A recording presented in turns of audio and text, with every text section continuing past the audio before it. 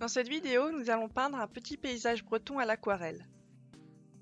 La photo a été prise par moi-même dans la commune de Moulins-sur-Mer. Il s'agit d'une vue lointaine sur le port de Mérien. Tout le long de la vidéo, je vais vous donner plein d'astuces aquarelles, donc restez bien jusqu'au bout. Je commence par dessiner la côte. Elle est en 3 parties. On se trouve à l'entrée d'une rivière, d'où le fait que ça ait l'air de se fermer. Le haut de la côte se situe environ aux 2/3 du papier, donc le ciel prend environ 1/3. Il est préférable de décentrer la ligne d'horizon pour rendre le paysage plus intéressant à regarder.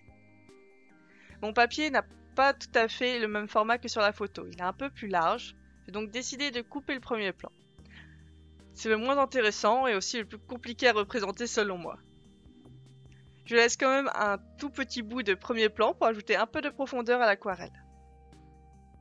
Je vais aussi dessiner les maisons, je les aime bien.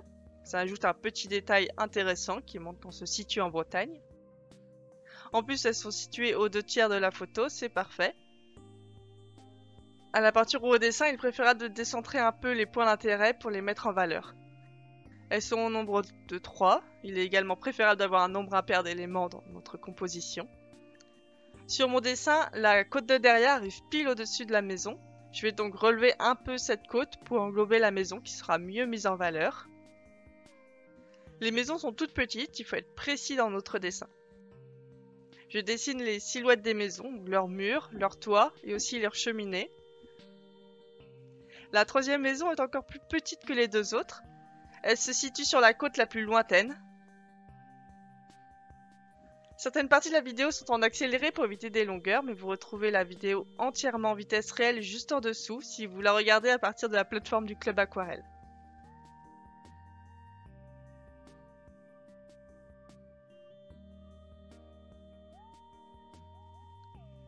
Le dessin est terminé. Maintenant, je passe à la pose du liquide de masquage, aussi appelé drawing gum, pour préserver les blancs. J'en pose sur le mur des maisons qui restera bien blanc. Ce n'est pas utile de masquer le toit qui sera foncé. Comme pour le dessin, il faut être précis ici. Je prends donc peu de liquide de masquage sur mon instrument pour éviter de poser une grosse goutte de liquide de masquage qui dépasserait des murs et de la maison. D'ailleurs, mon instrument est une paille en plastique coupée en biseau, comme une plume. Vous pouvez utiliser n'importe quel instrument très fin pour déposer le drawing gum. Je mets même du liquide de masquage sur les cheminées en essayant de ne pas dépasser. On va aussi mettre du liquide de masquage dans la mer pour représenter l'écume. Je n'en mets pas beaucoup, juste quelques traits fins près des rochers. L'écume pourrait aussi facilement être représentée à la fin avec un petit peu de gouache ou de peinture acrylique blanche. Pour les maisons, c'est possible aussi, mais j'ai une préférence pour le liquide de masquage, étant donné que le mur a une limite bien nette. Et le liquide de masquage a la particularité de laisser une limite bien nette, ce qui est d'ailleurs souvent un inconvénient, mais pas dans le cas des maisons ici. J'ai masqué également les petits bateaux blancs au loin, situés au centre du papier. Juste quelques petits points de drawing gum. Et enfin, je masque les ajoncs, les petites fleurs jaunes que je peindrai dans le coin gauche au premier plan. Contrairement aux maisons, à l'écume et aux bateaux qui resteront blancs une fois le liquide de masquage enlevé, les fleurs seront peintes en jaune, elles ne resteront pas blanches. Je les ai masquées pour pouvoir les peindre avec un vrai jaune.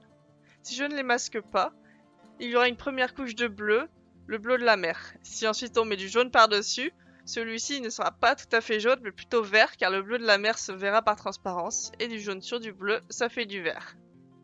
J'applique le drawing gum par petites touches. Maintenant, on va passer au ciel.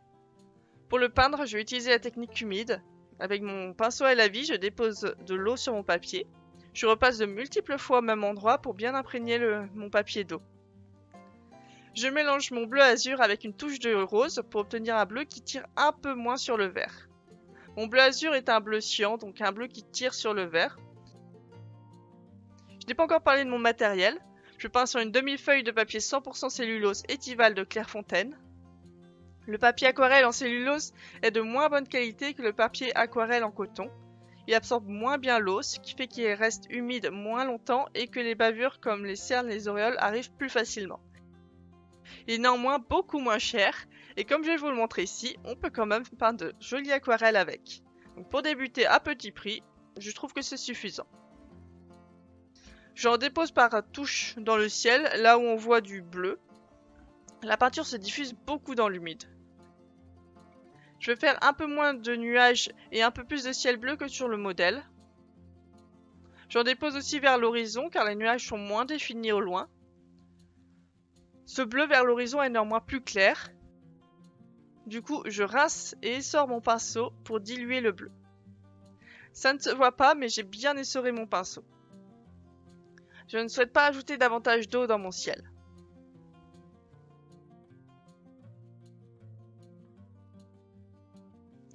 La peinture s'est diffusée un peu plus que prévu à droite, ce n'est pas grave, je peux en enlever. Ma peinture est la peinture aquarelle en tube de la marque White Nights. J'ai du jaune, du bleu azur et du rose, qui sont très proches des couleurs primaires jaune, cyan et magenta. J'ai également du noir qui a très peu me servir ici. Il s'agit d'une facilité, on peut obtenir un noir en mélangeant les 3 autres couleurs. Il me restait un peu de brun sur ma palette, mais je ne vais pas du tout l'utiliser ici. Maintenant, je mélange mes 3 couleurs primaires pour fabriquer un gris pour l'ombre des nuages. Je vérifie sur mon papier de brouillon que mon mélange a bien donné un vrai gris. On est bon. Je dépose ce gris dans le bas des nuages, là où ils ne sont pas éclairés par la lumière du soleil. La peinture se diffuse beaucoup moins ici, le papier a eu le temps de sécher un peu. Avec un deuxième pinceau, j'adoucis rapidement les bords. J'aide ma peinture à se diffuser avant qu'elle ne sèche totalement. Ce pinceau est propre et essoré. L'intérêt de prendre un deuxième pinceau, c'est qu'on peut aller beaucoup plus rapidement. On n'a pas besoin de nettoyer le premier pinceau et on a un pinceau déjà propre à notre disposition. À l'aquarelle, c'est souvent indispensable d'aller vite, car le papier ne nous attend pas pour sécher. En plus, on ne gaspille pas de notre mélange, mélange qu'on a souvent mis du temps à faire, car il se trouve encore dans notre premier pinceau et peut-être encore utilisé par la suite. Les 2 pinceaux que j'utilise sont les pinceaux à la vie aquarelliste de Léonard. Il y en a un en taille 4 et l'autre en taille 1. J'aime beaucoup ces pinceaux. Comme ce sont des pinceaux à la vie, ils peuvent retenir une bonne quantité d'eau et de peinture. Ils sont assez larges pour humidifier ou peindre rapidement une grande surface, en tout cas le taille 4. Et ils ont une pointe fine pour les détails, même le taille 4. Si vous ne devez en avoir qu'un, je vous conseille plutôt de prendre en taille 4. Et enfin, c'est un pantin pour moi.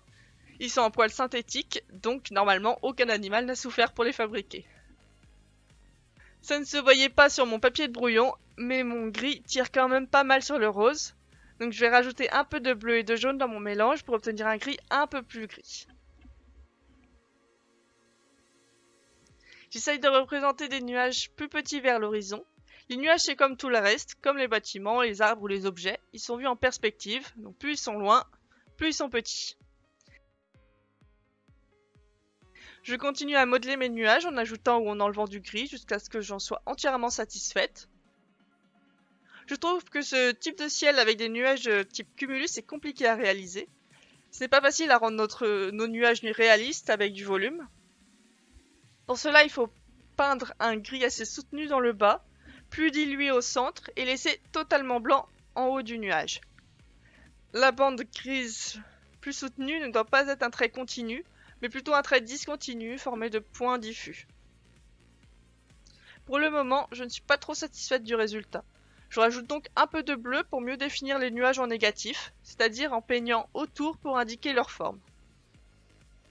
Si vous souhaitez simplifier ce paysage, vous pouvez peindre un ciel bleu tout simple, plutôt clair. En général, le ciel est l'élément le plus clair de l'aquarelle.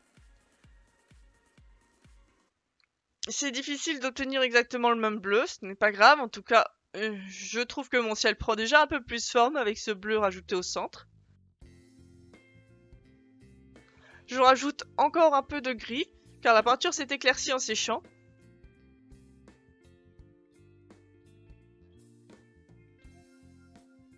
Je ne trouve pas mes nuages parfaits, mais j'en suis quand même assez satisfaite. Je vais donc enfin m'arrêter là pour le ciel. Je passe maintenant à la mer. Comme pour le ciel, je vais utiliser la technique humide pour la peindre. Donc pareil, j'humidifie l'ensemble de la mer avec mon pinceau à la vie. J'évite bien la côte. Et je vais peindre la mer d'un bleu vert désaturé.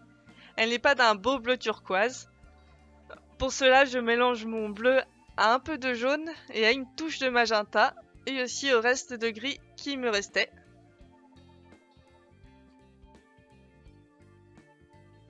Je pense qu'on est pas mal. En tout cas, on va commencer avec ça car c'est plutôt bien de varier légèrement les teintes de bleu dans la mer. La peinture se diffuse dans l'humide. Comme l'eau est calme, c'est bien de ne pas voir les marques de pinceau. Il faut bien peindre avec des traits horizontaux pour ne pas représenter de vagues. J'ai quand même l'impression que la peinture ne se diffuse pas tant que ça, en tout cas pas autant que dans le ciel. Pour y remédier, je rajoute un peu d'eau sur mon pinceau. J'essaye de laisser des endroits presque blancs dans la mer et d'autres un peu plus foncés pour lui donner plus d'intérêt. Toujours pour lui donner plus d'intérêt, je varie un peu les bleus. D'ailleurs, je trouve que pour peindre une belle aquarelle, le plus important c'est de varier. Surtout varier les valeurs claires foncées et aussi, un peu moins important, varier les teintes au sein d'un même élément. Bien sûr, on ne va pas mettre toutes les couleurs de l'arc-en-ciel dans la mer, mais on peut légèrement varier les bleus. Le meilleur conseil que je peux vous donner à l'aquarelle tient en un seul mot, varier.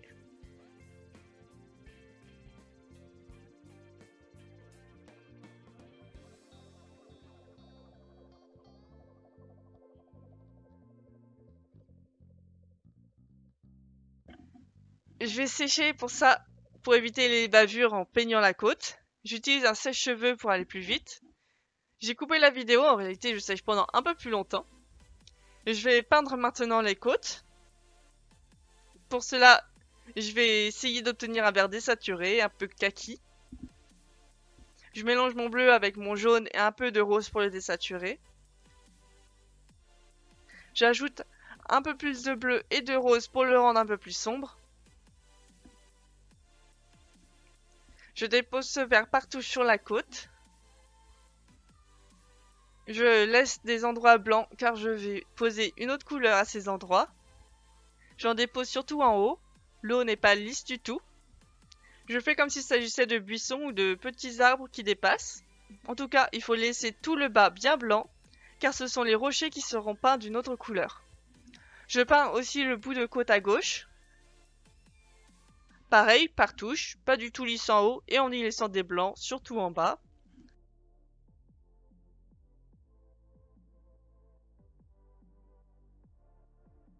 Maintenant, je mélange mes couleurs pour obtenir un rouge désaturé, un bordeaux. Toujours pour peindre la végétation sur la côte, donc du rose, avec un peu de bleu et un peu de jaune.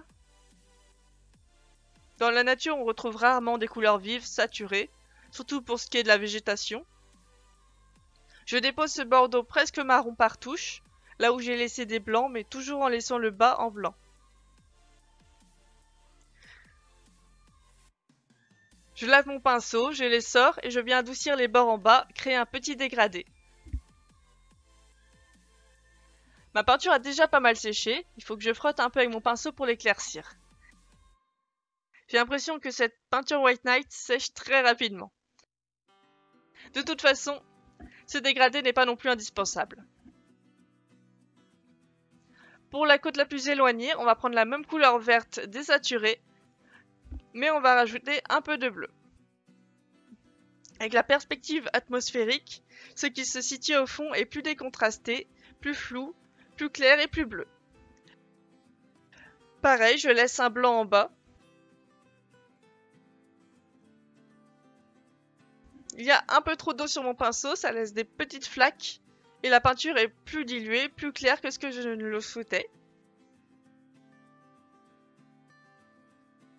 Du coup, je sors mon pinceau et avec ce pinceau essoré, j'éponge l'eau.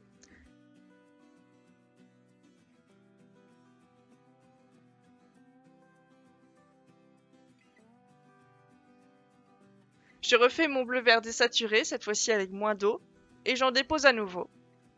Je le trouve un peu trop saturé, trop vif. Je rajoute donc quelques touches de rouge désaturé.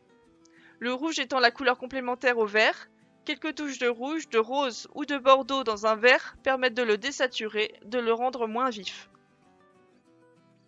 Je vais maintenant passer au premier plan.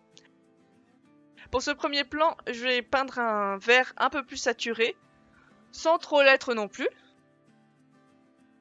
De la même façon, que ce qui est loin est plus bleu et désaturé, ce qui est proche est moins bleu et plus saturé.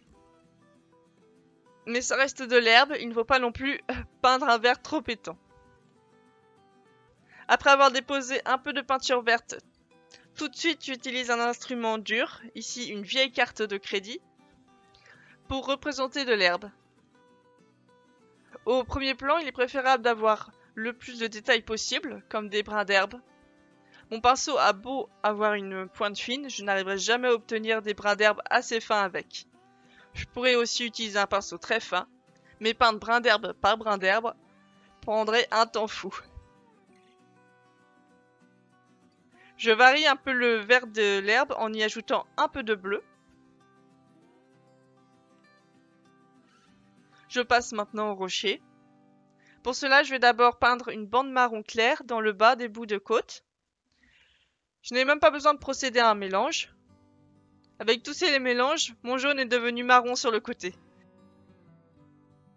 Le mieux serait de laisser un blanc entre le rocher marron et la végétation. Là, je suis allé assez bas avec la végétation, donc ce n'est pas facile de laisser un blanc. J'éponge avec mon pinceau essoré un petit endroit où j'ai mis trop d'eau. Assez vite, avant que cette couche de marron ne sèche, je vais peindre un fin trait noir tout en bas des rochers. J'utilise mon pinceau très fin pour cela. Et pour plus de facilité, je prends directement de la peinture noire. Bien sûr, on peut obtenir du noir en mélangeant nos trois couleurs primaires à quantité égale. Normalement, le noir devrait un peu se diffuser dans le marron. Ici, ce n'est pas vraiment le cas, le marron a déjà dû sécher. Ce n'est pas grave, je le diffuserai moi-même plus tard. En tout cas, il faut essayer de ne pas peindre un trait continu. Je laisse quelques petits trous sans peinture noire. Et à d'autres endroits, le trait est un peu plus large. Ce sont des rochers, ils sont censés être escarpés, pas tout lisses. L'effet de texture est important dans un paysage. Je mélange le noir avec un peu de bleu. Avec ça, je vais peindre les toits des maisons, toujours avec mon pinceau très fin pour plus de précision.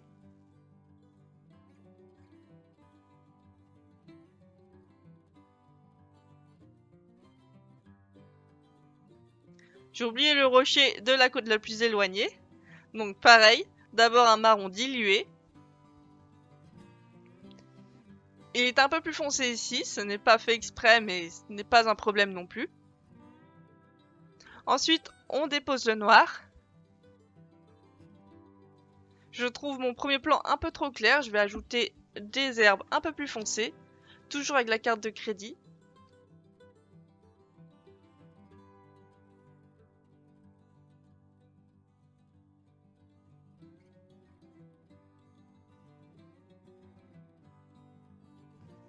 Je fonds le vert foncé dans le vert plus clair, dans le bas de l'herbe.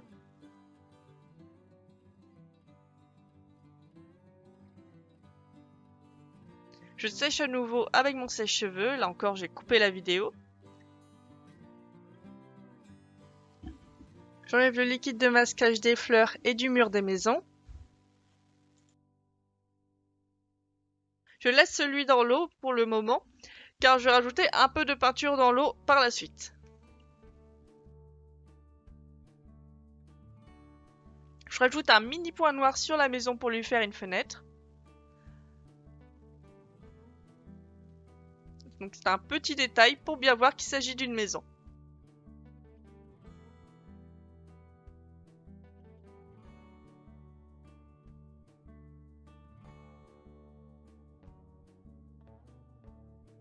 Je reprends mon pinceau à la vie pour peindre les fleurs jaunes. Je prends du jaune pur, qui n'a pas été sali par les mélanges, et je peins des petits points jaunes dans le coin. Ça ajoute un peu de couleur dans le paysage, mais je ne suis pas sûre que ça le rende plus joli. À vous de voir si vous préférez avec ou sans fleurs. Par endroits, le jaune est un peu moins jaune et plutôt orange-marron, et c'est tant mieux, ça varie les teintes de jaune dans les fleurs. Toujours variées. Et je vais maintenant passer une deuxième couche de bleu-vert dans l'eau pour représenter les reflets de la côte. Cette seconde couche s'appelle un glacis, c'est-à-dire que l'on passe une seconde couche diluée sur une première couche qui a déjà séché. la seconde couche étant transparente, la première couche en dessous se voit toujours. Ici, on s'en sert pour foncer la mer. Je trouve mon bleu vert un peu trop vert, je l'enlève donc et je recommence mon mélange en y mettant un peu plus de bleu. Cette fois-ci, on est bon. Un beau bleu vert. J'en mets sous les deux bouts de côte. Puis je dégrade avec mon pinceau humide. C'est un reflet léger, j'aime beaucoup ce reflet. Je sèche à nouveau, la vidéo a encore été coupée. J'enlève le liquide de masquage dans la mer. Les petits points que j'avais masqués pour représenter les bateaux se voient à peine. Je vais essayer de les faire ressortir en peignant un léger bleu-gris en dessous, comme s'il s'agissait de leur reflet.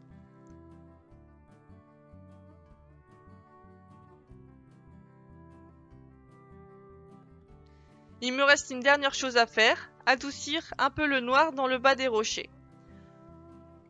Ce noir ne s'était pas assez diffusé dans la première couche marron. J'avais dit que je le ferais moi-même plus tard. Je reprends donc mon pinceau à la vie pour cela. Il est légèrement humide. Je frotte sur le trait noir pour l'adoucir, en tout cas par endroits. Je suis satisfaite par ce petit paysage. Mon ciel n'est pas parfait, la fleur attire un peu trop l'œil, mais globalement je trouve le paysage agréable à regarder. N'hésitez pas à dire ce que vous en pensez en commentaire, à liker la vidéo si elle vous a appris quelque chose, et à vous abonner pour ne pas rater les prochaines vidéos. Dans la description, vous trouverez un livre numérique gratuit pour débuter à l'aquarelle. En plus, en vous inscrivant à la newsletter, vous aurez des astuces exclusives pour peindre à l'aquarelle qui arrivent chaque semaine dans votre boîte mail. À bientôt sur Peinture Aquarelle Facile.